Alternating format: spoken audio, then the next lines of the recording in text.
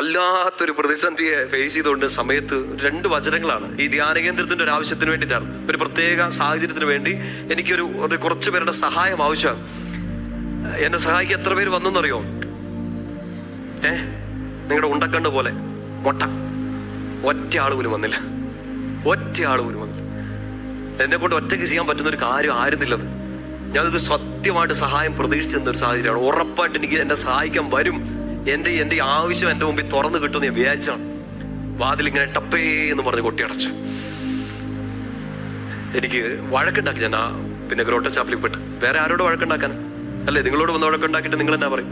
നിങ്ങൾ തിരിച്ച് വഴക്കുണ്ടാക്കാനോട് അച്ഛൻ മിണ്ടാതിരിക്കുന്നു പറയും. പക്ഷെ എന്നോട് മിണ്ടിക്കോളാൻ പറഞ്ഞ് വഴക്കുണ്ടാക്കിക്കോളാൻ പറഞ്ഞുകൊണ്ട് ഒരാൾ ഇവിടെ ഉണ്ട്. ആരാ? ഈശോ ഉണ്ട്. കിട്ടിയൊരു വചനഭാഗമാണ് 31-ാമത്തെ അധ്യായം, അതിന്റെ 6-ാമത്തെ വാക്യം.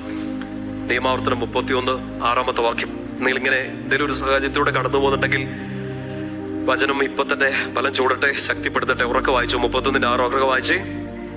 ശക്തരും ധീരരുമായിരിക്കുവൻ, ഭയപ്പെടേണ്ട, അവരെ പ്രതി പരിഭ്രമിക്കുകയും വേണ്ട. എന്തെന്നാൽ നിങ്ങളുടെ ദൈവമായ കർത്താവാണ് കൂടെ വരുന്നത്. അവിടുന്ന് നിങ്ങളെ നിരാശപ്പെടുത്തുകയോ പരിത്യജിക്കുകയോ ഇല്ല. ഒന്നുകൂടെ വായിച്ചേ. അത് വചന ആമേൻ പറഞ്ഞ് സ്വീകരിക്കണം. ശക്തരും ധീരരുമായിരിക്കുവിൻ, ഭയപ്പെടേണ്ട, അവരെ പ്രതി പരിഭ്രമിക്കുകയും വേണ്ട. എന്തെന്നാൽ നിങ്ങളുടെ ദൈവമായ കർത്താവാണ് കൂടെ വരുന്നത്. അവിടുന്ന് നിങ്ങളെ നിരാശപ്പെടുത്തുകയോ പരിത്യജിക്കുകയോ ഇല്ല. വിശ്വസിക്കുന്നുണ്ടോ? കർത്താവ് പറ്റിക്കത്തില്ലെന്ന്. ഞാനാണ് കൂടെ വരുന്നതെന്ന്. നീ ശക്തനായിരിക്കണം, ധീരനായിരിക്കണം എന്ന സിംഗുലർ ഫോം അല്ല. ശക്തരായിരിക്കണം, ധീരരായിരിക്കണം. നിനക്ക് വേണ്ട ഒരു ടീമാണെങ്കിൽ ആ ടീം ഞാനാണെന്ന് പറഞ്ഞ് ഒരു ടീമായിട്ട് എന്റെ കൂടെ നിൽക്കുകയാണ് കർത്താവ്. ശക്തരായിരിക്കുക, ധീരരായിരിക്കുക, പരിഭ്രമിക്കേണ്ട, നിന്റെ കൂടെ ഞാനുണ്ട്.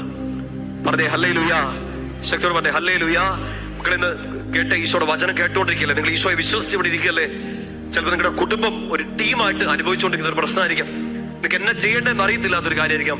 ഈശോ നിങ്ങളെ ആശ്വസിപ്പിക്കാൻ വേണ്ടി മാത്രം പറഞ്ഞൊരു വാക്കായിട്ടത് ഇത് ഏറ്റെടുക്ക്. എന്നെ ചിലപ്പോൾ ആ വേദനയിലൂടെ കടത്തി വിട്ടിയത് ചിലപ്പോൾ ഇന്ന് ഇങ്ങനെ നിങ്ങളോട് പറയാൻ വേണ്ടിയിട്ടായിരിക്കും. ഇല്ല, ചിലപ്പോൾ അച്ഛൻ ഈ വചനം നിങ്ങളോട് പറയില്ല. ഇത് പറയാൻ ഒരു സാഹചര്യം എനിക്ക് ഉണ്ടാവില്ല.